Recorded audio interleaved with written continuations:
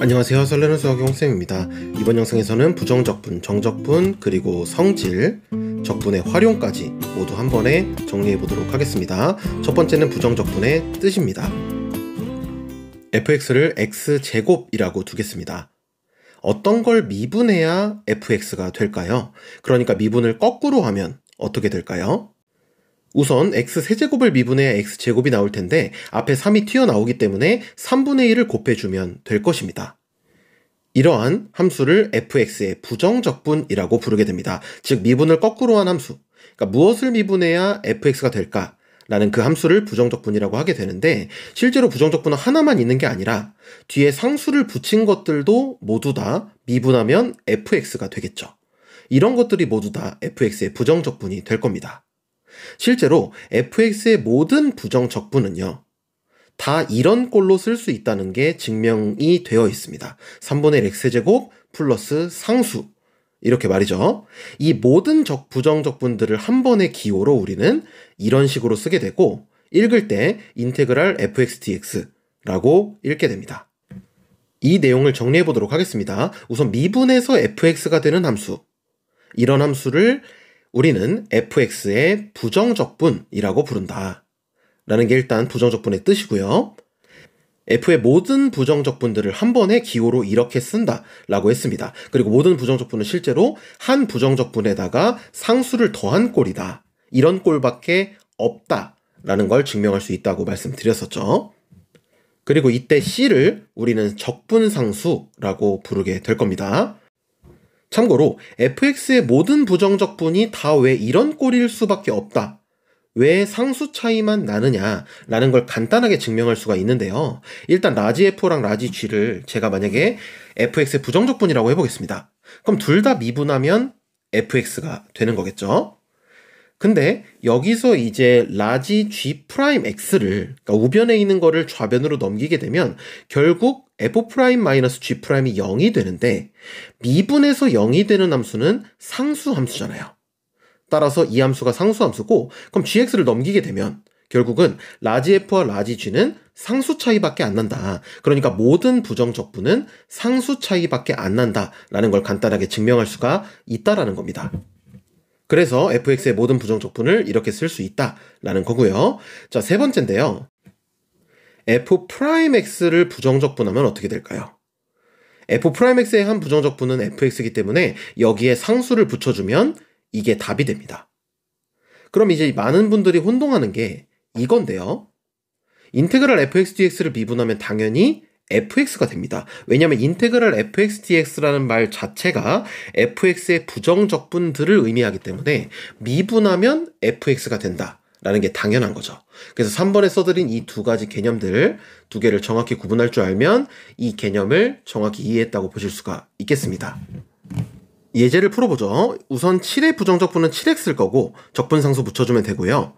일단 x제곱은 우리가 x세제곱을 미분해야 되는데, x세제곱 미분하면 3x제곱이 되니까 6x제곱이 되려면 2를 곱해주면 되겠죠. 그리고 여기다 마지막에 적분상수를 붙여주면 된다 라는 겁니다. 자, 15-2번을 한번 풀어볼게요. 우선 인테그랄 fx dx가 나오면 양변을 미분한다 라고 생각하셔도 됩니다. 왜냐하면 미분하면 fx가 돼버리기 때문이죠. 그럼 이렇게 계산할 수가 있고요. 역시나 양변을 미분하게 되면 fx는 우변을 미분한 함수가 된다, 이렇게 간단하게 fx를 구할 수가 있다라는 겁니다. 이제 부정적분을 간단하게 하기 위해서 공식들을 조금 알아보도록 하겠습니다. 인테그랄 7dx 조금 전에 풀어봤는데 당연히 7x를 미분해야 7이 될 테니까 7x 플러스 c라고 할 수 있고요. 뭘 미분해야 x세제곱이 될까라는 걸 생각해보면 우선 x 4제곱을 미분해야 되는데 이때 4가 튀어나오니까 앞에 4분의 1을 곱해주면 됩니다. 즉 x세제곱을 적분하면 x 4제곱에 4분의 1을 곱해준다, 이런 식으로 우리가 기억할 수 있고요. 일반화 시켜보면 xn 플러스 1제곱을 미분해야 되는 거고 앞에 n 플러스 1분의 1을 붙여주면 그게 바로 부정적분이 된다 라고 정리해 볼 수가 있겠습니다. 하나만 더 연습해 보겠습니다. 상수가 붙을 때는 어떻게 하면 되냐면 5는 그대로 냅두고 x제곱을 적분하면 3분의 1 x세제곱이잖아요. 그래서 3분의 5 x세제곱 플러스 적분상수, 이런 식으로 계산하면 되겠다 라는 겁니다. 자, 두 번째는 적분의 성질, 부정적분의 성질을 좀 알아볼 건데 요렇게 할 수 있다는 게 첫 번째 성질입니다. 왜냐하면 우리가 이제 미분법을 생각했을 때 더하는 거나 빼는 거를 미분하면 그대로 가잖아요. 적분도 마찬가지다 라고 생각하시면 될 것 같습니다. 그래서 더한 거 적분할 때는 각각 적분하고 뺀 것을 적분할 때도 각각 적분해서 뺀다 라는 성질이 그대로 성립한다 라고 이해하시면 될 것 같고요. 세 번째 성질은 상수가 곱해져 있을 때는 어떻게 할 수 있냐 라는 건데, 이때 상수는 그냥 밖으로 뺄 수 있다 라는 겁니다. 우리가 미분을 거꾸로 한다고 생각해 보시면 당연하게 성립하는 성질들이다 라고 정리해 볼 수가 있겠고요. 자, 이걸 가지고 이제 문제를 풀어보도록 하겠습니다. 이런 일반적인 다항함수를 적분할 때는 각각 적분한다고 생각해도 된다라는 거예요. 그러면 4분의 x 4제곱 되고 3분의 5 x 세제곱 되고 3x 되고 이렇게 되겠죠. 그리고 마지막에 적분상수만 붙여주면 이런 일반적인 다항함수를 적분할 수 있겠다라고 생각할 수 있는 거고요. 조금 더 문제를 풀어보도록 하겠습니다. 우선 간단한 형태들입니다. 6분의 1 x 6제곱, 11분의 1 x 11제곱, 100분의 1 x 100제곱 이렇게 된다는 거 우리가 공식으로 배웠었죠. 자, 16-2번은 각각 적분합니다. 각각 적분하면 이렇게 되는 거고 마지막에 적분상수만 붙여주면 되는 것이기 때문에 이렇게 정답을 쓸 수가 있다 라는 거고요. 16-5번 같은 경우는 f'x가 있을 때 fx는 적분하면 되는 거예요. 그죠? 그래서 이걸 그대로 부정적분을 구한다고 생각해서 구해보면 이게 이제 fx가 되는데, 이때 f0이 1이라는 걸 이용하게 되면 적분상수를 계산할 수가 있겠죠. 0을 넣었을 때 1이 돼야 되는 거기 때문에 당연히 c가 1이 된다 라고 해서 c 대신에 1을 쓰게 되면 최종적으로 fx를 구할 수가 있다라는 거겠죠. 이제 마지막으로 많이 쓰이는 공식 하나를 좀 정리해 보고 다음 내용으로 넘어가 보도록 하겠습니다. 우선 이렇게 되는 건데요. 이거는 당연하게 이렇게 됩니다. 제가 왜 이걸 당연하다라고 표현을 하냐라는 건데, 이게 사실은 xn제곱을 x축 방향으로 마이너스 k만큼 평행이동 시킨 거잖아요. 그럼 그거를 미분하든 그거를 적분하든 당연히 똑같이 평행이동 됐다고 볼 수 있는 거기 때문에 우리가 xn제곱을 적분할 때랑 똑같이 적분하고 그대로 평행이동을 유지해주기만 하면 공식이 만들어질 거다라는 거예요. 그래서 xn제곱뿐만 아니라 x 플러스 k의 n제곱을 적분할 때도 마찬가지의 규칙대로 적분을 하면 된다. 이렇게 좀 정리해 볼 수가 있겠고요. 대신에 개수가 1이 아닐 때는 좀 공식이 다르게 생겼습니다. 그러니까 ax 플러스 b의 n제곱을 적분할 때는 공식이 달라지는데 1번을 이용해서 2번 공식을 유도를 한번 해볼 거예요. 어떻게 할 거냐? an제곱을 밖으로 뺄 겁니다. 자, 그러면 상수인 an제곱은 밖으로 빼서 적분할 수 있는 거고 x 플러스 a분의 b의 n제곱은 이렇게 똑같이 적분할 수 있다는 거 1번에서 설명을 드렸었죠. 그죠? 그러면 여기다 이제 적분상수까지 붙인 건데 잘 보시면 얘가 n 플러스 1제곱이어야 다시 괄호로 집어넣을 수 있기 때문에 제가 a를 하나 곱해주고 다시 앞에다가 a분의 1을 곱해주면 이제 a의 n 플러스 1제곱을 다시 괄호로 넣는다고 생각해보면 이 괄호 전체가 다시 ax 플러스 b가 될 거고요. 그러면 이런 식으로 계산이 된다 라고 정리해 볼 수가 있겠습니다. 아, 그러니까 xn제곱과 마찬가지로 적분하면 되는구나. 그러니까 지수를 하나 올리고 n 플러스 1분의 1을 앞에다 빼면 되는구나 라는 규칙을 기억하시고, 대신에 개수가 a일 때는 앞에 a분의 1이 추가로 붙는다 라는 규칙을 같이 기억해 주시면 좋을 것 같습니다.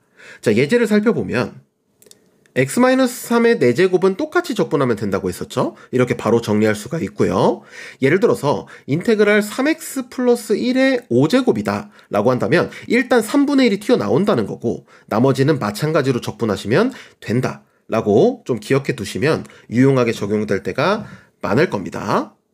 자, 이렇게 3분의 1이 튀어나온다는 거 다시 한번 기억해 주시고, 이제는 정적분으로 가보도록 하겠습니다. 우선 정적분이라는 개념을 좀 살펴볼 건데요. fx라는 함수가 있을 때 예를 들어서 a부터 b까지 이렇게 좀 구간을 생각했을 때 이 x축과 곡선으로 둘러싸인 넓이, 이 넓이를 표현하기 위해서 만든 개념이 정적분이고요.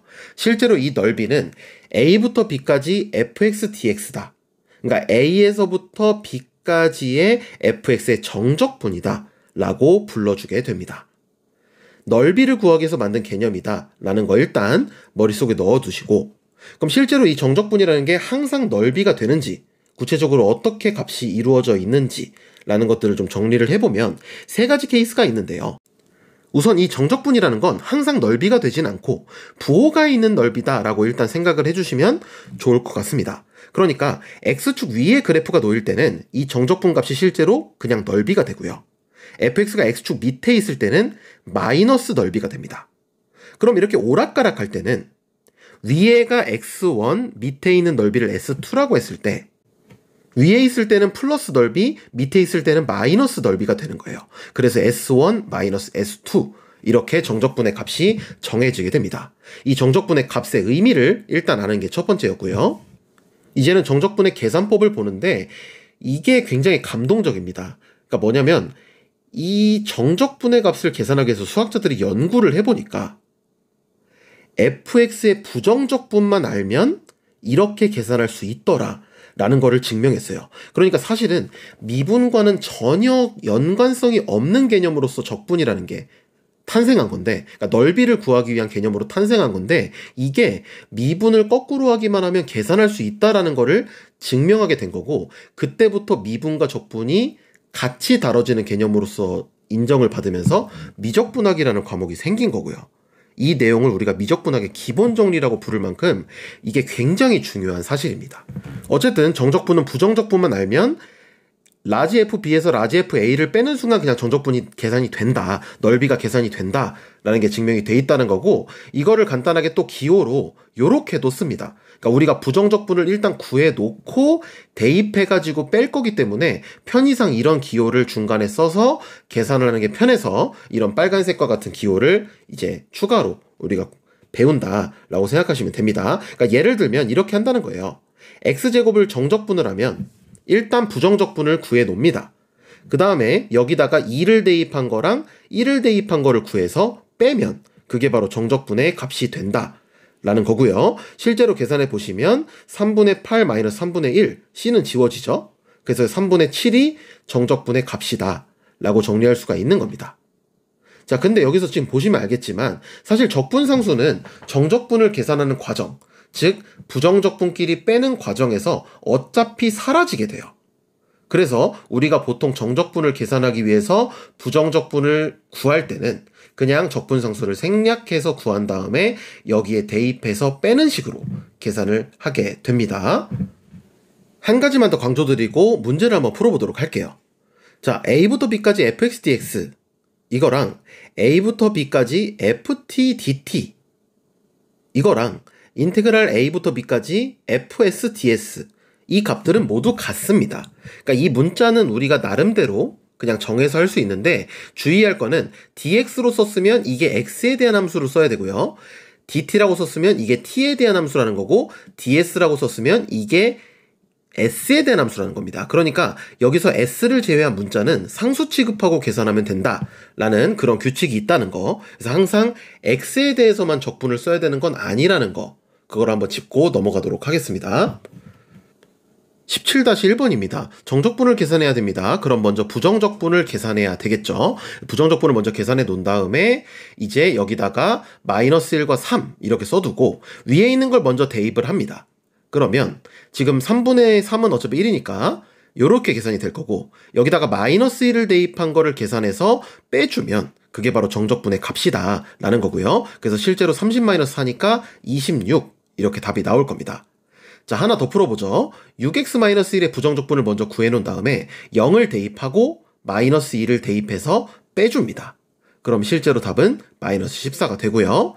자, 밑에 있는 것도 풀어보면 일단 부정적분을 구하겠죠? 여기다가 1, 2 써놓고 위에 있는 걸 먼저 대입한다 이거예요. 근데 저 같은 경우는 사실 이걸 계산할 때 2를 다 대입하고 1을 다 대입해서 빼지 않고요. 각각 하는 편입니다. 그러니까 2의 4제곱 마이너스 1의 4제곱. 그 다음 3으로 묶은 다음에 2의 세제곱 마이너스 1의 세제곱. 마이너스로 묶은 다음에 2의 제곱 마이너스 1의 제곱. 이렇게 계산하는 게 훨씬 더 편할 때가 많더라고요.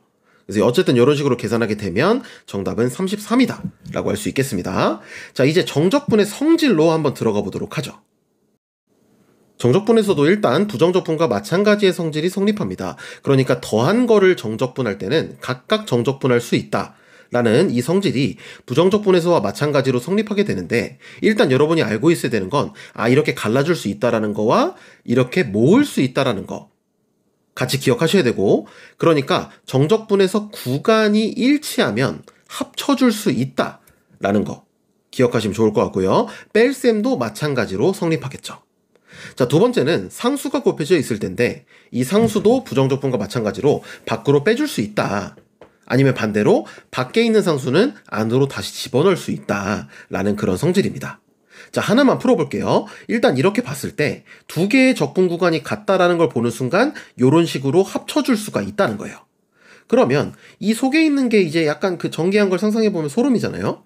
가운데 것만 살아남을 거기 때문에 4x 마이너스 4x, 그래서 계산하게 되면 8x만 남게 됩니다. 자, 그럼 8x 적분하면 4x 제곱이 되고, 여기다가 4 대입하고 마이너스 1 대입해서 뺀다 라는 거니까 최종적인 답은 60이 되겠죠. 정적분에서는 성질이 조금 더 많은데요. 그 성질들을 또 정리해 보도록 하겠습니다. 우선 인테그랄 a부터 a까지 fx dx, 이건 너무 당연하게도 0이 될 겁니다. 실제로 넓이라는 개념으로 생각해봐도 그렇고요. 아니면 라지 fa 마이너스 라지 fa니까 0이다 라고 생각하셔도 좋을 것 같습니다. 자, 두 번째 성질입니다. 인테그랄 a부터 b까지 fx dx와 인테그랄 b부터 a까지 fx dx를 비교하면 어떨까요? 그러니까 구간을 위아래를 바꿨을 때는 정적분해 값이 어떻게 될 거냐라고 생각해 봤을 때는 왼쪽은 당연히 이렇게 되고, 오른쪽 값은 라지 fa 마이너스 라지 fb가 될 겁니다. 그럼 두 개의 차이는 당연히 부호가 차이가 있겠죠. 그러니까 왼쪽에다가 마이너스 붙인 게 오른쪽이겠죠. 그래서 이런 식이 성립한다는 거, 즉 구간이 위아래가 바뀌면 마이너스가 붙는다는 거 기억해 두시면 좋을 것 같고요. 세 번째 성질이 굉장히 많이 쓰이고 중요한 성질인데, 이걸 일단 이렇게 쪼개줄 수가 있다라는 성질이 있습니다. 그러니까 A에서 C까지 적분하고 C에서 B까지 적분한 거를 더하면 결국 A부터 B까지 적분하게 된다 라는 성질인데요. 이 성질을 조금 더 살펴보면 이렇습니다. 일단 이 성질을 이해하는 첫 번째 방법은 넓이로서 이해를 해보는 건데, 지금 A부터 B까지 적분하는 상황이니까 이 전체 넓이가 되는데요. 사이에 예를 들어서 C가 있습니다. 그럼 당연히 A부터 B까지의 넓이는 A부터 C까지의 넓이에다가 C에서 B까지의 넓이를 더하면 당연히 두 개가 같을 거잖아요. 그래서 이런 식으로 생각해 볼 수 있다라는 건데, 사실 이렇게 생각하면은 조금 놓치는 부분이 있을 수가 있습니다. 자, 왜 그런지 한번 살펴보면요. 이거를 그냥 공식으로 한번 접근을 해볼게요. 그러면 이게 라지 FC 마이너스 라지 FA고요. 오른쪽 거는 라지 FB 마이너스 라지 FC입니다. 그럼 당연히 라지 FC가 둘 다 날아가면서 라지 FB 마이너스 라지 FA라서 인테그랄 A부터 B까지 fx dx가 된다 라는 걸 간단하게 증명할 수 있는데, 이런 식으로 증명하면은 뭐가 소름이냐면, C는 그냥 모든 실수 다 되는구나. 그러니까 C라는 게 꼭 A와 B 사이에 있을 필요는 없구나 라는 걸 알 수 있다는 거예요. 그러니까 예를 들어서 1부터 100까지 적분한 거에다가 100부터 2까지 적분한 걸 더하게 되면 그냥 이건 1부터 2까지 적분한 거라는 거예요.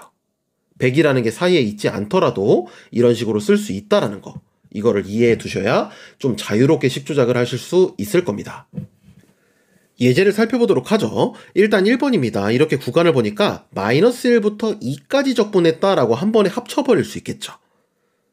이렇게 식조작을 하는 게 굉장히 계산하는 데 편리하다라는 거고요. 이것도 순서가 바뀌어 있지만 결국은 1부터 2, 2부터 3, 그러니까 1부터 3 이렇게 합쳐줄 수 있다는 거, 이걸 이해하는 게 굉장히 중요한 거고, 3번은 조금 다르게 식조작을 해야 되는데, 뭐냐면 이제 얘는 더하기지만 이게 가운데가 빼기인데요. 이거를 부호를 바꾸게 되면 구간 위아래가 바뀐다고 얘기를 했었고요.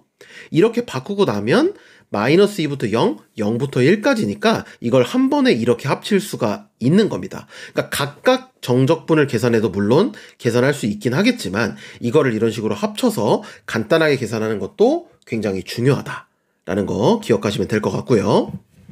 이제 많이 나오는 형태인데, 이렇게 구간으로 나누어 풀어야 되는 정적분 문제가 있습니다. 대표적으로 이런 절대값 함수의 문제일 때 이런 식으로 풀어야 되는데요. 이 절대값이라는 거는 1보다 작을 때랑 클 때랑 다르게 계산이 되죠. 그래서 일단 구간을 이렇게 쪼개준다는 생각을 하는 겁니다. 그러면 0부터 1까지는 절대값이 마이너스부터가 튀어나올 테니까 이렇게 1부터 3까지는 그냥 풀리겠죠. 그러면 이제 이거는 계산할 수 있는 정적분 값이 되는 거잖아요. 그럼 왼쪽에 있는 거랑 오른쪽에 있는 거 각각 계산하시면 되고, 일단 마이너스 앞으로 뺀 다음에 부정적분을 구하고 나서 1과 0을 대입할 거고요. 오른쪽 거는 그대로 부정적분을 계산한 다음에 3과 1을 대입해서 빼줄 겁니다. 그러면 이거 마이너스로 묶어가지고 1을 대입해주고 0을 대입해줘서 뺀 다음에 오른쪽은 또 3을 대입해주고요. 그죠? 그 다음에 1을 대입해준 거를 뺄 겁니다. 자, 그럼 최종적으로 어떻게 계산이 되느냐라는 걸 보게 되면은 이제 2분의 5가 된다라는 걸 알 수 있겠죠. 이제는 우함수와 기함수, 이것도 정적분의 성질로서 많이 쓰이는데 이걸 한번 정리해 드리도록 하겠습니다. 우선 첫 번째, 우함수와 기함수의 뜻입니다. 우함수라는 거는 f-x가 fx가 되는, 그러니까 모든 실수에 대해서 f-x가 fx가 되는 함수고요. 기함수는 f-x가 -fx가 되는 함수가 되겠습니다. 그럼 이게 이제 기하학적으로 어떤 의미를 가지냐라는 걸 봐야 되는데, 이 식은 결국은 이 우함수라는 건 y축 대칭이라는 거, 기함수라는 건 원점 대칭이라는 것을 의미합니다. 그래프를 통해서 한번 관찰해 보시면 이해가 쉬울 텐데요. 그러니까 예를 들어서 우함수는 -x에 대입한 거랑 x를 대입한 거랑 함수값이 같은 거기 때문에 이런 식으로 그래프를 줄 수밖에 없고, 기함수는 -x를 대입한 거랑 x를 대입한 게 이런 식으로 부호가 다르기 때문에 이렇게 원점 대칭으로 그려질 수밖에 없다는 거, 이렇게 이해해 보시면 좋을 것 같습니다. 근데 이제 갑자기 우함수와 기함수를 하는 이유는 이게 적분에서 굉장히 중요한 성질을 갖고 있기 때문인데요. 우함수는 지금 직관적으로 보시면 알겠지만 왼쪽과 오른쪽이 같습니다. 그러니까 -a부터 a까지 적분한 거는 결국 0부터 a까지 적분한 거를 2배 하면 된다는 성질이 성립한다는 거죠. 기함수는 좀 더 간단한 성질이 있는데요. -a부터 a까지 적분하면 왼쪽 오른쪽 넓이가 결국 같기 때문에 -a부터 a까지 적분한 값은 결국은 그냥 0이 됩니다. 자, 이 두 가지 성질 때문에 지금 제가 우함수와 기함수를 설명을 드린 거고요. 문제에 적용하기 위해서는 몇 가지 성질을 조금 더 알고 있는 게 좋습니다. 그래서 4번이라고 해서 일단 정리를 해드리면, 다항함수에서 우함수, 기함수를 판단하는 방법은 매우 쉬워요. 그러니까 뭐냐면 다항함수에서 우함수는요, 짝수차항만 있습니다. 여기에 상수항도 포함이죠. 짝수차수항만 있는 게 우함수고요. 기함수는 홀수차수항만 있습니다. 즉 홀수차수항만 있는 함수는 무조건 기함수가 된다라는 건데, 실제 예제를 통해서 한번 그냥 살펴보면 되게 당연합니다. 그러니까 이런 주어진 다항함수에서 f-x를 구해보면 이런 식이 되잖아요. 근데 이거 두 개가 같다라는 게 우함수인데, 두 개가 모든 실수에서 같으려면은 결국은 홀수차수는 다 사라져야 되는구나 라는 걸 알 수 있고, 기함수는 두 개가 부호만 달라야 되는 거기 때문에 결국은 짝수차수가 다 사라져야 되는구나 라는 걸 알 수 있겠습니다. 그러니까 예를 들어서 3차 함수 같은 경우는 요렇게 돼야지 기함수가 되는 거고, 4차 함수는 요렇게 돼야지 우함수가 되는구나, 요렇게 우리가 좀 정리해보면 도움이 되겠죠. 하나만 더 살펴보겠습니다. 한 가지를 더 알고 있어야 되는데, 우함수와 기함수를 곱한 함수는 우리가 간단하게 이렇게 정리해 볼 수가 있겠습니다.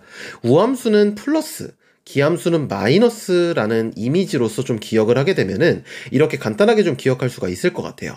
그래서 우함수 곱하기 우함수는 우함수, 근데 우함수 곱하기 기함수나 기함수 곱하기 우함수는 기함수가 되는 거고, 기함수 곱하기 기함수, 우리가 마이너스 곱하기 마이너스 플러스잖아요. 그래서 기함수 곱하기 기함수는 우함수다 라는 성질이 성립하는데, 이 성질을 하나만 좀 증명을 해보면 이것도 되게 간단합니다, 생각보다. 그러니까 하나가 우함수가 하나가 기함수면 이렇게 쓸 수 있잖아요. 그럼 결국은 이 곱한 함수에서는 마이너스가 튀어나온다는 거니까 얘가 기함수가 된다라는 거를 쉽게 설명할 수 있다는 거예요. 그러니까 우함수는 플러스고 기함수는 마이너스라는 그 이미지가 실제 증명에서 그대로 적용이 되고 있죠. 그래서 이 5번 성질도 좀 알고 계시면 도움이 될 것 같습니다. 이제 구체적으로 어떻게 적용되는지를 좀 보겠습니다. 일단 -2부터 2까지 적분하는 상황에서는 기함수는 다 날아가 버리죠. 기함수 적분할 때는 0이 되니까. 그럼 결국은 이거를 적분할 때는 그냥 x9제곱 마이너스 x세제곱은 그냥 0이 되는 거기 때문에 결국 우리는 계산할 때 5x4제곱 플러스 3에 대한 적분만 계산하면 되는 건데 실제로 우함수는 또 요렇게 쓸 수 있다 라는 것도 우리가 배웠었죠. 그러면 계산이 한결 쉬워졌습니다. 자, 요렇게 해서 계산하게 되면 2 대입한 거 그럼 32 플러스 6이 될 거고 0 대입하면 0이니까 결국 최종적인 답은 76이다. 이렇게 정리할 수가 있겠죠. 자, 이제 오른쪽 문제 보겠습니다. 일단 가조건은 우함수를 의미하고 있는데 문제에서 구하라고 한 적분을 이렇게 쪼개서 보는 순간 소름이에요. 왜냐면 얘는 당연히 우함수고요. xfx는 자, x는 기함수잖아요. 그러니까 y는 x는 기함수기 때문에 기함수 곱하기 우함수라서 이 전체가 기함수가 됩니다. 소름이죠? 그럼 왼쪽에 있는 거 적분하면 그냥 0이 돼버리는 거니까 이거 제외하고 그냥 계산하면 된다는 거고 실제로 마이너스 2fx를 적분하면 되는데 얘는 우함수니까 또 요렇게 2를 밖으로 빼가지고 계산할 수가 있겠죠. 근데 지금 0부터 2까지 fx dx는 나조건에서 지금 나와 있는 거니까 결국 이거 대신에 5를 대입한 마이너스 20 이게 정답이 된다 라고 계산할 수 있겠습니다. 이제 또 굉장히 중요한 내용인 정적분으로 정의된 함수에 대해서 살펴보도록 하겠습니다.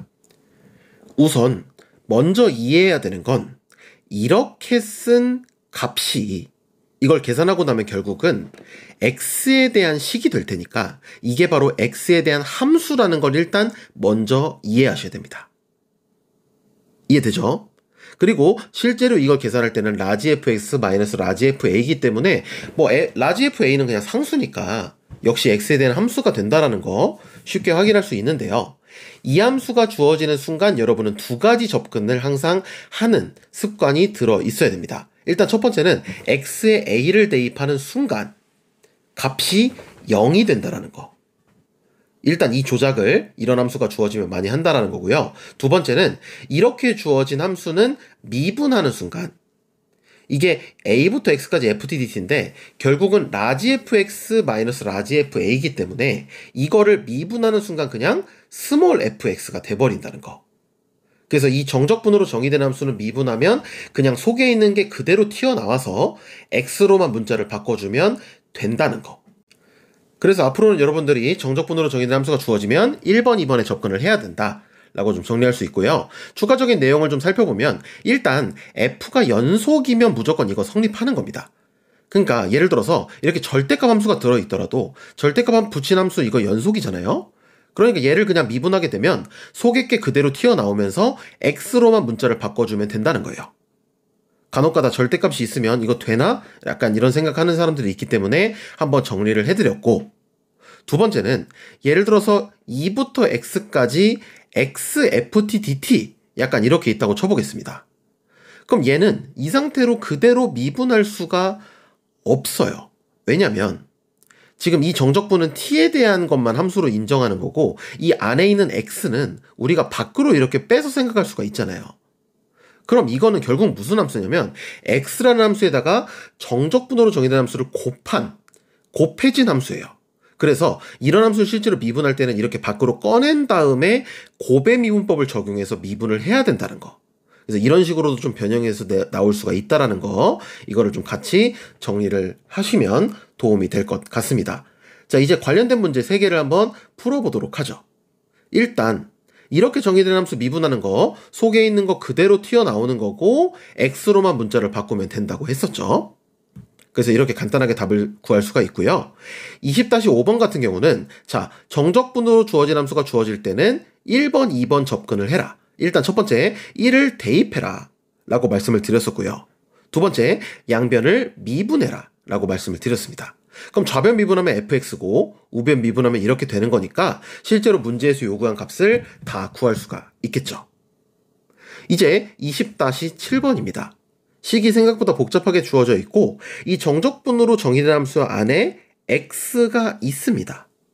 그러면 제가 조금 전에 설명했듯이 이런 식으로 쪼개서 계산을 해야 된다는 건데요. 일단 좌변을 먼저 써보면 이렇게 쓸 수 있는데 이때 이제 뺄셈은 우리가 갈라줄 수 있고 속에 있는 x는 밖으로 꺼낼 수 있는 거니까 이 식을 이렇게 써놓고 문제를 풀기 시작해야 됩니다. 좌변을 일단 이렇게 조작하는 게 이 문제를 푸는데 핵심이었고, 그 우변을 일단 그대로 써놓은 다음에 아까 전에 제가 말씀드린 두 가지 접근을 하셔야 되겠죠. 첫 번째, x에 1을 대입한다 라는 접근을 하셔야 되는데 이 문제에선 사실 의미가 없습니다. 그냥 0은 0이다 라는 답이 나올 테니까요. 그죠? 그럼 두 번째, 양변을 미분할 겁니다. 그럼 이때 곱의 미분법을 쓴다고 생각해서 잘 미분을 해보시면 왼쪽 거 미분하고 오른쪽 거 그대로, 그리고 왼쪽 거 그대로 오른쪽 거 미분, 그리고 마이너스 이거 미분하면 그대로 문자만 바뀌어서 튀어나오는 거고, 우변은 그냥 미분하면 되겠죠. 자, 이러면 이거 두 개가 날아가는데 실제로 지금 이걸 딱 보는 순간 어떤 생각을 또 해야 되냐면, 아, 한 번 더 미분하면 되겠구나, 이렇게 생각하시면 될 것 같고, 그럼 fx는 6x 플러스 2다 라고 해서 fx의 값을 구할 수가 있겠죠. 그럼 f2는 여기다 2만 대입하면 되는 거니까 정답은 14다 라고 정리해 볼 수가 있겠습니다. 이번에는 정적분이 포함된 등식, 이 유형의 문제 두 개만 풀어보도록 하겠습니다. 그러니까 fx가 주어질 때 이렇게 정적분을 포함해서 주게 됩니다. 그럴 때 핵심 아이디어는 뭐냐? 첫 번째, 이 정적분을 치환하고요. 두 번째, 똑같은 적분을 양변에 씌운다. 이 두 가지 과정을 좀 기억해 주시면 될 것 같습니다. 왜 그러냐면 양변의 적분을 취해주는 순간 좌변이 우리가 치환한 a가 되기 때문이에요. 그러면 우변에 있는 건 말 그대로 다시 부정적분을 해서 대입해가지고 계산을 하면 되는 거고, 실제로 계산하시면 3분의 1 플러스 1 플러스 3a가 되는 거니까 결국 이거 이제 넘겨가지고 정리하면 a는 마이너스 3분의 2라는 걸 이렇게 구할 수가 있잖아요. 그럼 결과적으로는 이 정적분의 값을 구했기 때문에 라지 a 대신에 마이너스 3분의 1을 대입하면 우리가 원하는 함수 fx를 계산할 수 있다라는 거겠죠. 근데 문제가 살짝 어렵게 나오면 이렇게 나옵니다. 역시 정적분을 포함한 문제니까 일단 치환을 할 텐데 이때는 무작정 양변에 적분을 씌우면 안 돼요. 실제로 이 형태를 똑같이 맞추기 위해서는 양변에 x를 곱해줘야 되겠죠. 왜냐면 이 라지 a에서 이렇게 생겼으니까. 그래서 양변에 x를 곱한 다음에 적분을 씌우자라고 생각하시면 되는 거고, 그럼 일단 정리를 좀 해보면 이렇게 정리할 수 있기 때문에 여기다가 이제 적분을 씌워주는 거예요. 그럼 0부터 1까지 적분 씌워주는 순간 좌변은 역시나 라지 a가 되는 거고, 우변에 있는 건 이제 적분을 해가지고 여러분들이 계산하시면 되는 거겠죠.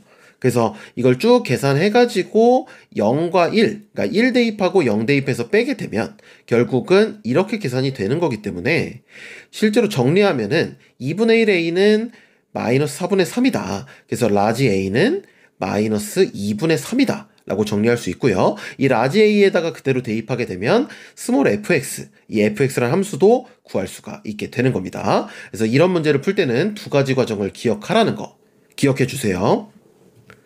이제 드디어 적분에 대한 개념은 끝났고요. 적분의 활용 파트로 들어가 보도록 하겠습니다. 첫 번째는 넓이입니다.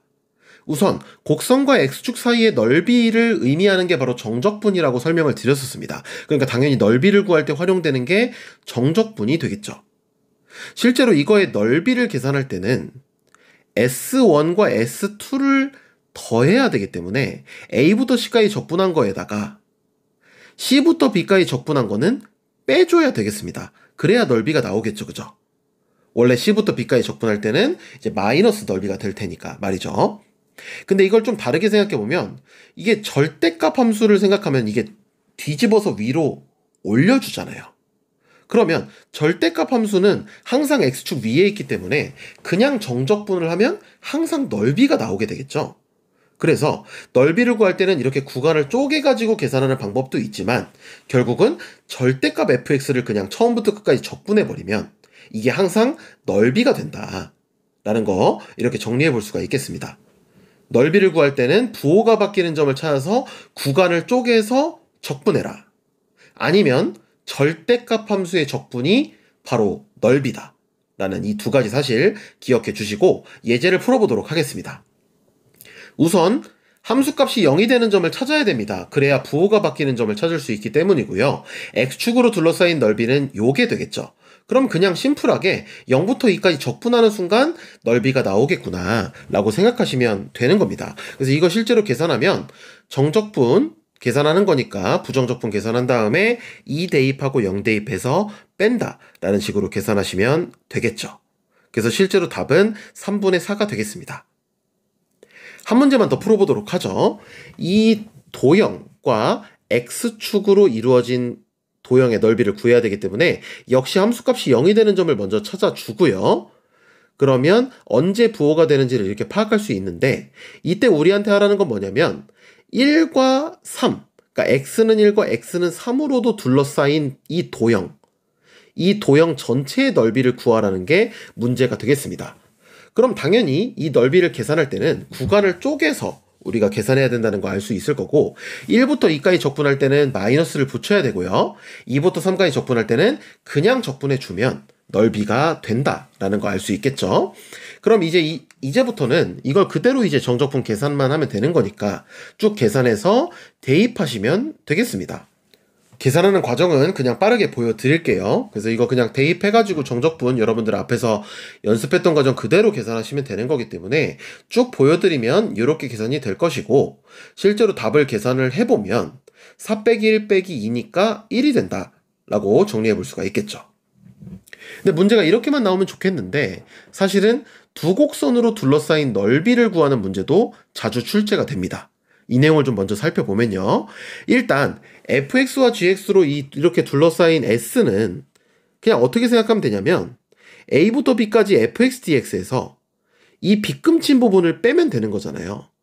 그럼 결국은 이제 fx 적분한 거에서 gx 적분한 걸 빼는 거기 때문에 이걸 한 번에 써보면 위에 거에서 아래 거를 뺀 다음에 적분해라 라고 결론을 지어줄 수 있겠습니다. 근데 이제 이게 이렇게 따져보지 않으면 좀 헷갈릴 수 있는데 요렇게 돼도 되나? 라는 생각이 좀 들 수 있단 말이에요. 근데 어떻게 생각하면 되냐면 이렇게 세팅이 돼 있을 때는 그냥 이거를 y축으로 똑같이 k만큼 평행이동해서 위에 있는 상태를 만들었다고 가정을 해보면 결국 마찬가지로 위에 있는 함수에서 밑에 있는 함수를 빼서 적분하면 되잖아요. 근데 이러면 당연히 k가 사라질 거란 말이죠. 그러니까 두 번째 같은 경우더라도 결국은 위에 거에서 밑에 걸 빼서 적분한다. 이게 바로 둘러싸인 넓이가 된다. 라는 거를 정리해 볼 수 있겠습니다. 그래서 정리하면 두 곡선으로 둘러싸인 넓이를 구할 때는 x축의 위치는 중요하지 않아요. 그냥 두 곡선의 위치 관계만 따져보면 된다라는 거. 일단 그거를 좀 강조드리고 싶고요. 자, 좀 더 복잡한 형태를 보도록 하죠. 그럼 이 넓이를 어떻게 구해야 되느냐라는 건데 자, 구간을 마찬가지로 쪼개야 될 겁니다. 왜냐하면 위에 거에서 밑에 걸 빼서 적분해야 넓이거든요. 그럼 일단 왼쪽 부분에서는 파란색에서 초록색을 빼서 적분한다 가 될 거고요. 오른쪽에 있는 이 둘러싸인 넓이 같은 경우는 초록색에서 파란색을 빼줘야 될 겁니다. 그래서 gx에서 fx를 결국은 빼가지고 적분을 해야 되는 거기 때문에 요런 식으로 생겼을 때는 결국 구간을 쪼개서 위에 거에서 아래 걸 빼서 적분해서 넓이를 구한다. 요런 식으로 둘러싸인 넓이를 구한다. 라고 정리를 해볼 수가 있을 것 같고요. 이때 한 번에 좀 생각해보면 결국은 두 함수의 차를 적분하는 거잖아요. 그럼 두 함수의 차라는 거는 결국 이 차가 플러스가 돼야 되는 거니까 그냥 절대값 씌우면 끝난다는 거예요.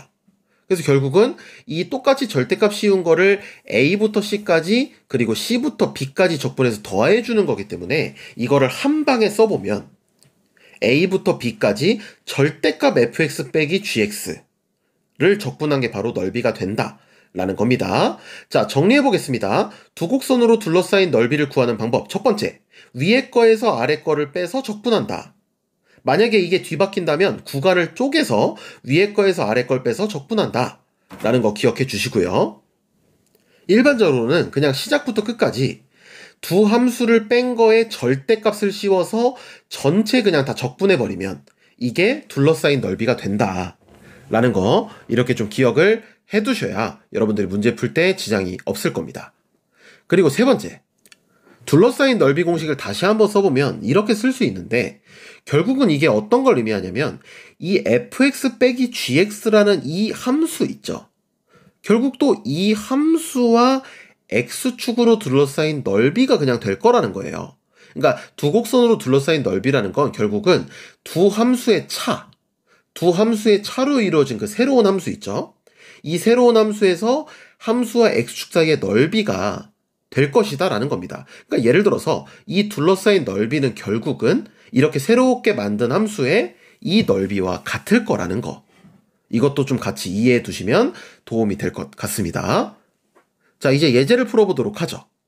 먼저 두 곡선으로 둘러싸인 넓이를 구하려면 언제 위아래가 뒤바뀌는지 같은 것들을 찾아야 되기 때문에 결국 첫 번째는 무조건 교점을 찾으려고 노력하셔야 됩니다. 그럼 두 개가 같다고 놓고 이제 풀게 되겠죠. 그래서 다 좌변으로 넘겨가지고 정리해서 풀게 되면은 결국은 이렇게 인수분해가 될 것이고 결국 교점은 -2와 1이 된다 라는 거 알 수 있겠죠. 그럼 두 번째는 그래프를 한번 그려보겠습니다. x제곱 플러스 2x 이렇게 될 거고 하나는 이렇게 되기 때문에 이렇게 두 개의 점에서 만나는 상황이 되는 거예요. 그러면 넓이는 어떻게 구할까요? 이 빨간색이 위에 있기 때문에 결국 빨간색 함수에서 파란색 함수를 뺀 거를 -2부터 1까지 적분하면 그게 바로 두 곡선으로 둘러싸인 넓이가 될 거라는 거예요. 그럼 이제 이거를 계산만 하면 되는 거니까 식을 먼저 정리를 하고 부정적분을 내서 계산해 주면 답이 나오겠죠. 그래서 자, 부정적분 해보면 이런 식이 될 거고요. 여기다가 이제 1 대입하고 -2 대입해서 계산하는 거니까 빠르게 한번 계산해 보면 -3분의 1로 묶어서 이렇게 계산해 주고 마이너스로 묶어서 이렇게 4로 묶어서 이렇게 계산해 주게 되면 결국은 이제 마이너스 이제 이게 9니까 -6에다가 플러스 3 그리고 플러스 12 이렇게 되기 때문에 정답은 9다 라고 문제를 풀어줄 수 있겠습니다. 자, 오른쪽 문제에서는 두 번째 것만 한번 해보도록 할게요. 3차 함수와 2차 함수로 둘러싸인 도형을 구합니다. 역시 1단계는 교점을 찾아주는 거예요. 그러면 이렇게 같다고 놓은 다음에 좌변으로 이항해서 인수분해를 해나가도록 해야 되겠죠.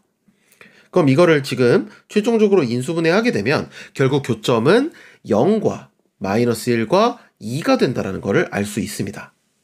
자, 그러면 이제 이 문제를 풀 때는 역시 3차 함수 대충 이렇게 그려놓고요.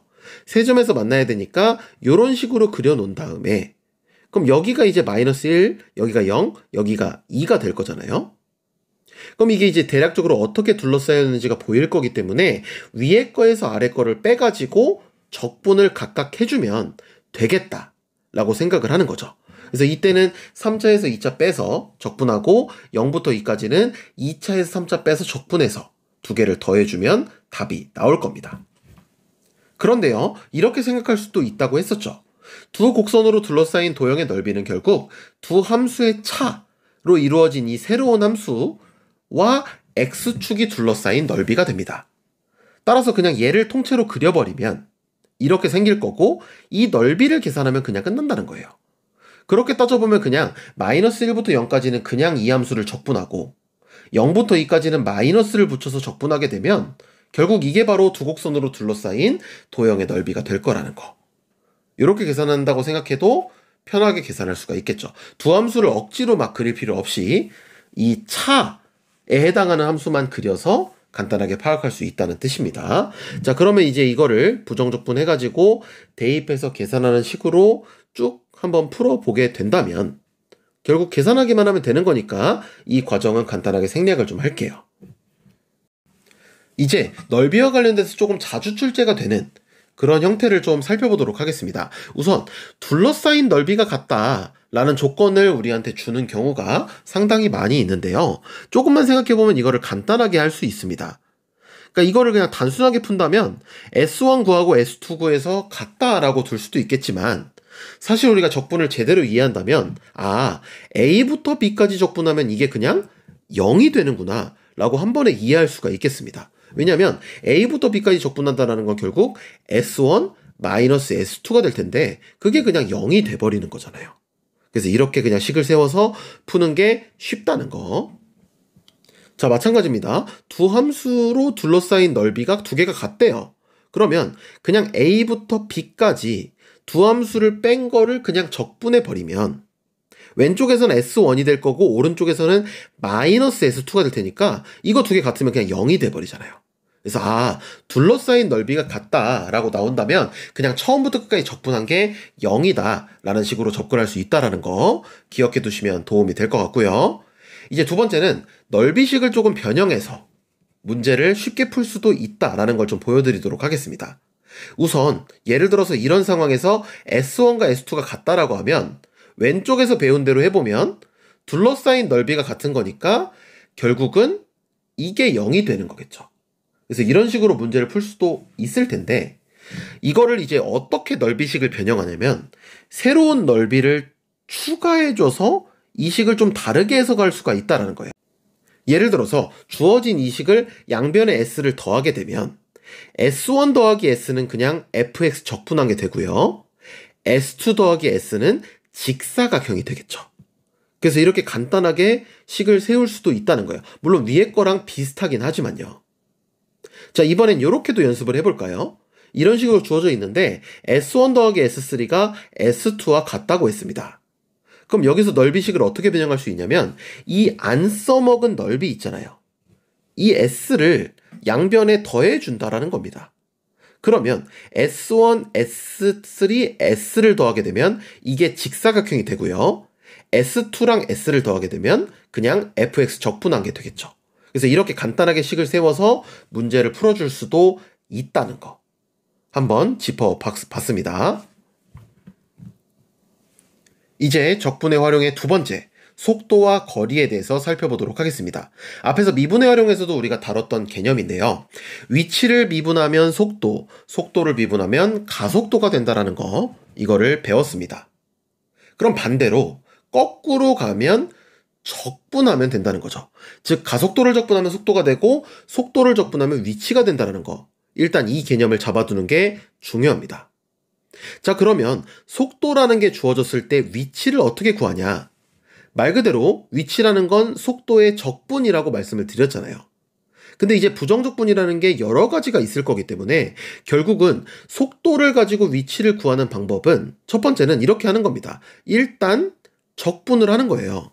이 VT를 적분해가지고 부정적분을 구해주는 거고, 두 번째, 적분상수를 처리하기 위해서 우리한테 위치가 뭔가 주어진 게 있겠죠. 뭐 처음에 위치를 줬거나 아니면 어떤 t = a일 때 위치를 줬거나 그런 조건을 가지고 적분상수를 구하게 되면 결국 최종적으로 위치를 구할 수 있겠구나 라는 방법이 있겠습니다.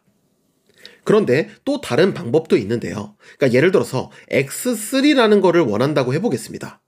근데 이제 v가 주어져 있어요. 그러면 이 방법은 뭐냐면 그냥 정적분을 때려요. 쌤, 그럼 되나요? 아니, 이러면 이게 x3-xa니까 여기다가 다시 xa만 더해주면 결국 이게 x3가 되겠죠. 그러니까 뭔가 VT의 그래프가 주어져 있거나 우리가 넓이를 구할 수 있는 상황, 정적분을 구할 수 있는 상황이라면 일단 속도를 정적분 해버리고요. 거기다가 실제로 이걸 정적분을 계산한다고 생각하면서 거기에 추가적으로 XA라는 값을 더해주게 되면 이게 우리가 원하는 위치를 구할 수가 있다 라고 좀 정리를 해볼 수가 있겠습니다.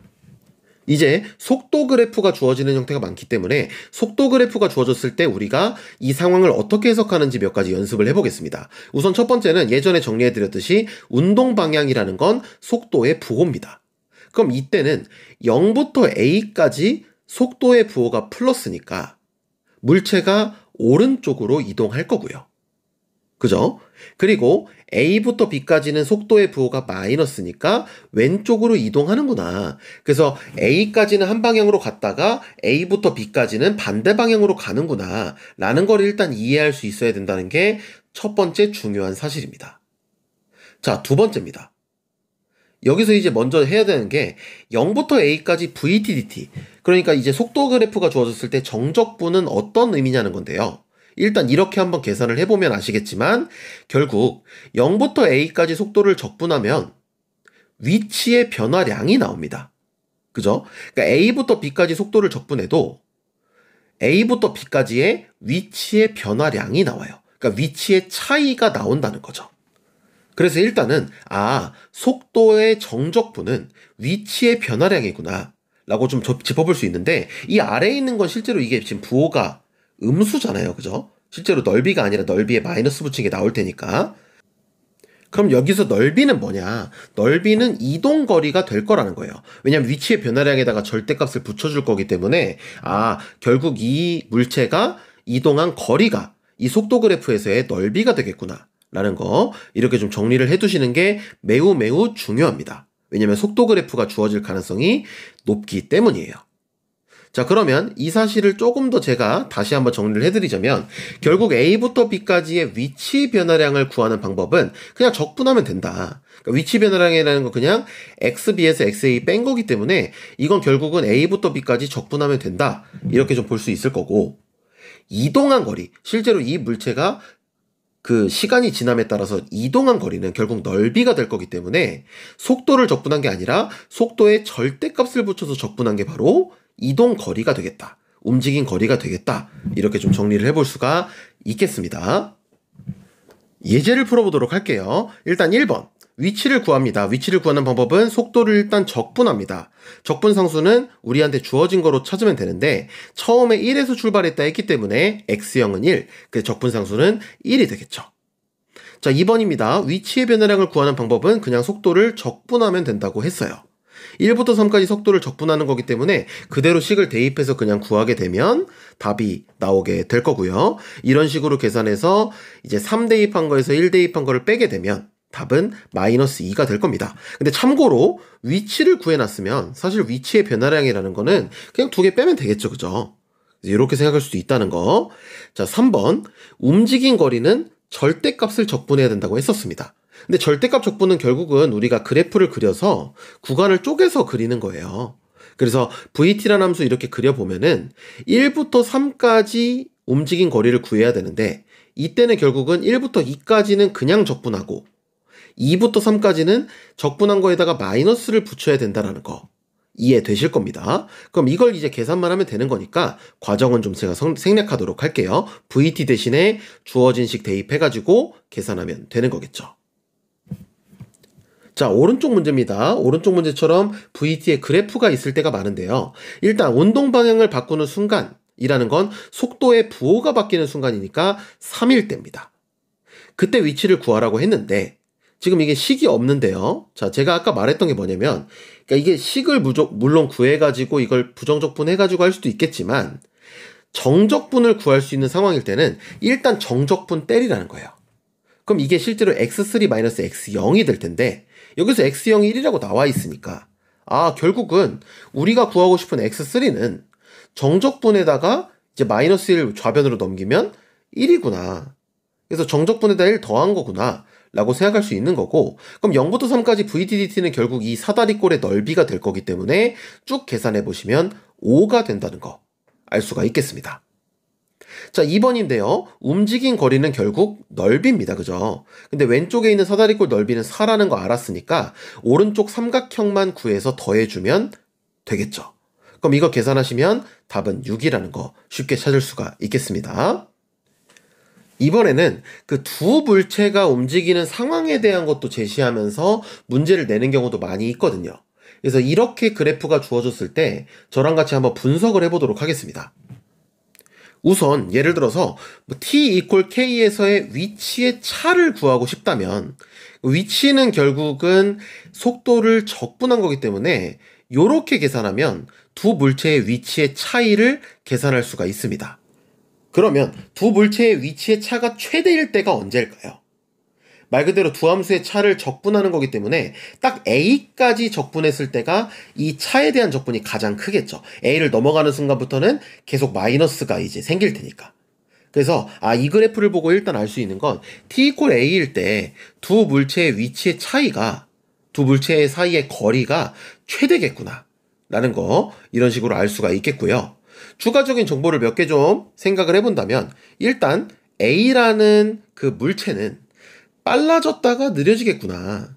그리고 t=b에서는 속도가 0이니까 멈추겠구나. 그리고 B라는 물체는 속도가 점점 플러스로 증가하니까 점점 빨라지겠구나. 뭐 이런 정보들을 우리가 간단하게 얻을 수 있을 것 같고요. 그죠? 그리고 둘 다 부호가 플러스기 때문에 A, B 모두 오른쪽으로만 계속, 그러니까 한 방향으로만, 같은 방향으로만 계속해서 움직이겠구나 라는 정보도 우리가 생각해 볼 수가 있겠습니다. 그리고 둘이 만난다라는 거를 우리가 판단하려면 어떻게 해야 되느냐 라고 생각해 보면 결국 위치의 차가 0이거든요. 그럼 결국은 0부터 뭐 어떤 값까지 VA-VB가 0이 되는 순간 그 t가 있다면 둘이 만나는 거고, 그런 t가 없다면 둘이 끝까지 못 만난다 이렇게 생각할 수도 있겠죠. 그죠? 그래서 이런 식으로 뭐 다양한 정보들을 얻을 수 있다는 거 좀 정리를 같이 해봤습니다. 지금까지 미적분 2 적분 전체를 시청해 주셔서 감사합니다. 유용하게 보셨다면 구독과 좋아요 부탁드리겠습니다. 감사합니다.